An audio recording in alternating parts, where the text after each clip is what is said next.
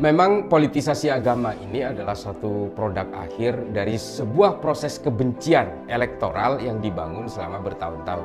Dan secara historik ini memang melanda berbagai sejarah agama ketika bersentuhan dengan politik, ya. Baik dalam agama Kristen, Katolik, Protestan, Islam, Hindu, Buddha, semua agama mengalami sejarah-sejarah yang tidak nyaman ketika dia bersentuhan dengan politik. Sebenarnya politik dan agama itu kalau menurut Imam Ghazali itu kan saudara kembar, ya. Tapi sebenarnya sah-sah saja orang beragama tapi terjun ke dalam politik. Yang menjadi masalah adalah ketika politik menunggangi agama. Nah, ini yang menjadi berat karena apa? Ketika politik menunggangi agama, dia akan membangun sekat-sekat dan secara tidak langsung dia akan membangun juga kebencian-kebencian. Nah, apa yang menimpa Bang Ade Armando ini adalah bagian dari upaya politisasi agama yang terjadi bertahun-tahun. Lalu ketika terjadi kerumunan, ada Bang Ade Armando yang selama ini di-framing sebagai pro pemerintah, yang kedua dia di-framing sebagai penista agama. Menurut saya bukan penista agama karena Bang Ade Armando ini selalu mengkritik umat beragama, bukan mengkritik agama, tapi mengkritik umat beragama supaya umat-umat beragama ini tidak diam dalam kebodohan, tidak diam dalam satu kemunduran peradaban. Nah, itu semua tertumpah dalam suatu kerumunan yang menjadi melting pot di depan gedung DPR itu tadi. Nah, ketika dia melihat Ade Armando yang dianggap pro pemerintah, kelompok-kelompok yang selama ini terhasut oleh politisasi agama untuk memusuhi pemerintah yang dianggap PKI, dianggap komunis, dianggap anteknya Cina dan sebagainya, tertumpah di situ. Dia mengeroyok Bang Ade Armando sambil meneriakkan takbir, menginjak, menelanjangi di bulan Ramadan. Nah, bicara soal kejahatan politisasi agama di bulan Ramadan, ini bukan hanya terjadi di situ sebenarnya. Kejadiannya sudah lama. Pembunuhan Sayyidina Ali juga terjadi pada bulan Ramadan, pertengahan, tanggal 17 Ramadan. Pembunuhan Sayyidina Ali oleh Abdurrahman bin Muljam sebagai orang yang menjadi korban politisasi agama juga terjadi. Dan kejahatan-kejahatan lain di dalam sejarah Islam juga banyak terjadi di bulan Ramadan. Ini harus dicatat. Artinya apa? Ketika orang sudah terbius oleh politisasi agama, ketika orang sudah terhasut oleh kebencian-kebencian, orang akan lupa terhadap jati diri.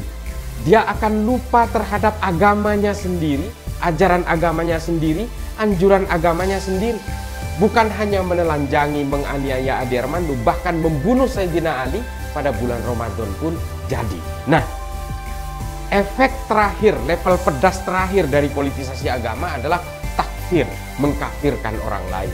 Mengapa orang-orang itu begitu tega menganiaya Bang Ade Armando, meskipun Bang Ade Armando ini seorang muslim dan pada saat itu sedang berpuasa? Itu karena mereka itu diajari untuk mengkafirkan orang lain yang berbeda. Ini sama persis dengan Abdurrahman bin Muljam ketika membunuh Sayyidina Ali.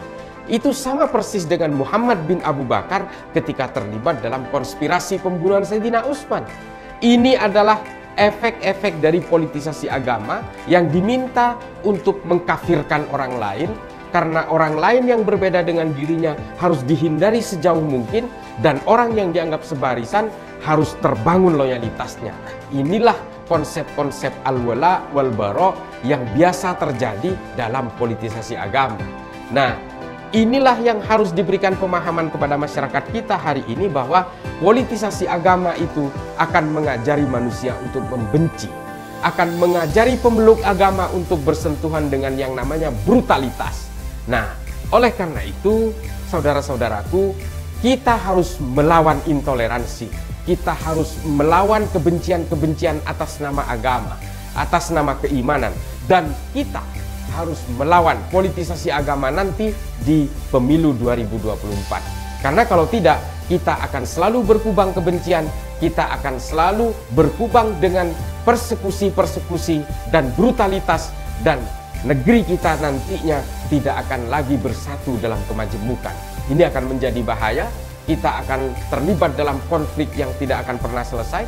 Semua tujuan kita, semua cita-cita bangsa kita akan patah di tengah jalan. Oleh karena itu, untuk kemaslahatan kita semua, agar kita nyaman seperti hari ini, setidaknya kita harus melawan sebisa mungkin, semaksimal mungkin politisasi agama di 2024. Jangan mau kita tertipu oleh penipu-penipu politisasi agama. Nah, ini menjadi penting karena yang terakhir, himbauan dari kita adalah setiap orang yang menunggangi agama untuk ambisi kekuasaannya bisa dipastikan dia adalah penipu.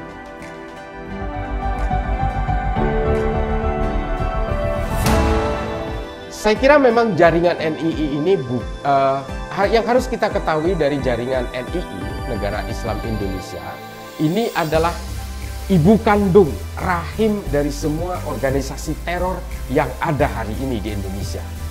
Dulu organisasinya namanya Darul Islam. Metode pergerakannya adalah Negara Islam Indonesia.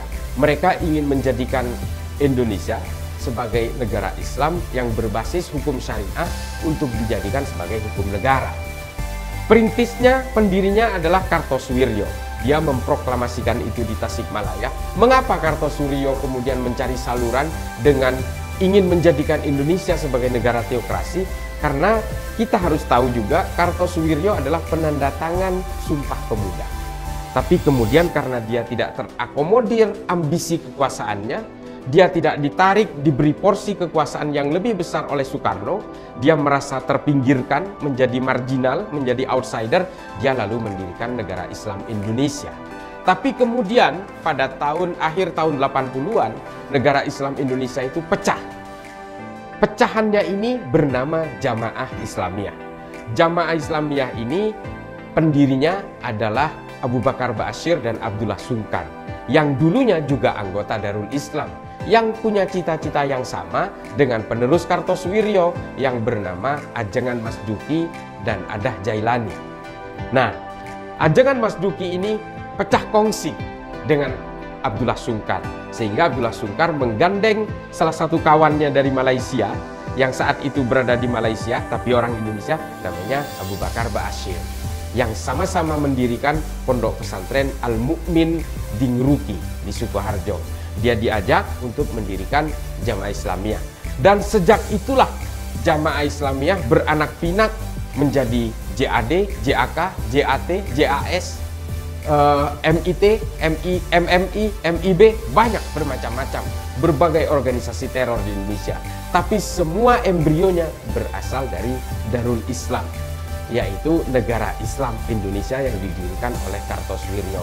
Nah, kemudian teman-teman sekalian, ini kemudian menjadi ampas, menjadi residu dari berbagai gerakan politisasi agama yang mengalir ke dalamnya, yang dialirkan oleh Kartosuwiryo ini. Beberapa penangkapan yang dilakukan oleh Densus terakhir kemarin di 16 orang di Darmasraya, di Payakumbuh, dan di Tanah Datar di Sumatera Barat, ini juga berkaitan dengan korban dari ampas-ampas politisasi agama yang terjadi selama bertahun-tahun. Orang-orang yang berada di Sumatera Barat, yang berada di Lampung, yang berada di Jawa Barat, dan di berbagai belahan wilayah di Indonesia ini kemudian terpantik untuk bergabung ke dalam organisasi-organisasi teror ini, termasuk NII dan termasuk juga JI, JAD, JAK, dan beberapa organisasi lain tadi. Ini setelah mereka termakan oleh ampas-ampas politisasi agama yang terjadi dalam beberapa kali pemilu.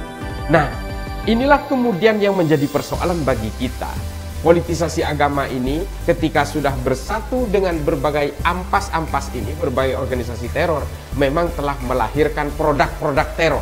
Misalnya peledakan bom Jolo di Filipina, peledakan katedral di Makassar, itu juga terjadi karena mereka termakan oleh politisasi agama yang dilakukan oleh FPI. Mereka melakukan afiliasi dengan JAD untuk sama-sama berbaiat kepada Abu Bakar al-Baghdadi di Irak dan Suriah. Nah, NII tidak mustahil untuk melakukan afiliasi-afiliasi dengan organisasi teror lain, karena bagaimanapun NII adalah ibu kandung dari semua organisasi teror itu. Ini akan menjadi sangat bahaya, makanya kita harus berterima kasih kepada Densus 88 yang berhasil mengurai jaringan ini, yang berhasil memetakan jaringan ini. Meskipun memang yang harus kita ketahui adalah bahwa jumlah anggotanya sudah 35.000. Banyak orang tidak tahu bahwa yang ditangkap di Sumatera Barat dan di Tangerang kemarin itu adalah terafiliasi langsung secara genetik terhadap Kartosuwiryo. Dia tidak terafiliasi dengan firqoh lain seperti yang di Indramayu, atau dengan yang di Lampung, atau dengan yang di Bali, atau di banyak tempat lainnya, tapi mereka terhubung langsung dan mereka mengatakan NII Putih karena mereka terafiliasi langsung secara genetik terhadap Kartosuwiryo.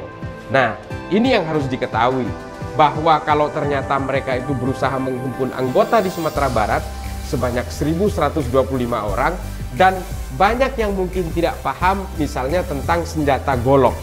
Begini, yang harus diketahui oleh banyak masyarakat adalah bahwa ketika senjata api itu sulit diperoleh di Indonesia, dan kelompok-kelompok teror ini selalu tertracing oleh penegak hukum lewat pengadaan senjata api, banyak sekali organisasi teror yang ditangkap, elemen-elemen dan komponennya, karena mereka bersentuhan dengan pengadaan senjata api. Oleh karena itu NII tidak kalah cerdas.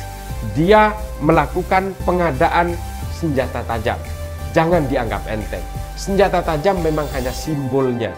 Seolah-olah senjata tajam tidak mungkin akan meruntuhkan negara ini dengan golok. Tapi golok di sini adalah simbol dari perlawanan. Dan kita tahu dulu, pejuang-pejuang kita, pejuang-pejuang kemerdekaan kita juga menggunakan simbol bambu runcing sebagai simbol perlawanan terhadap penjajah. Secara akal zaman dulu, bambu runcing tidak akan mampu menghadapi alat-alat tempurnya Belanda. Tapi dengan bambu runcing itulah berhasil membangkitkan semangat perjuangan untuk melawan penjajahan Belanda.